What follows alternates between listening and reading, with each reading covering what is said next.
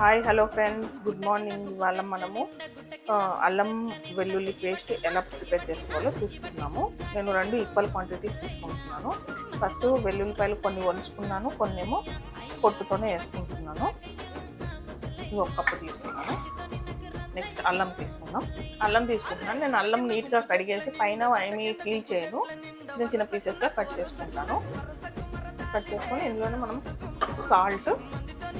First salt వేసుకొని grind చేసుకోవాలి.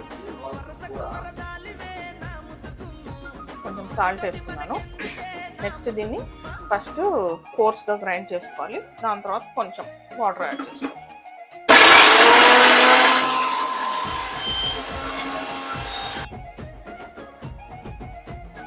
కోర్స్గా grind చేసుకోవడం వల్ల ఏంటంటే అల్లం తొందరగా మెరుగుద్ది, లేకపోతే తొందరగా గ్రైండ్ అవ్వదు. తర్వాత కొంచెం వాటర్ వేసుకోవాలి. చూసారా, అల్లం వెల్లుల్లి పేస్ట్ రెడీ.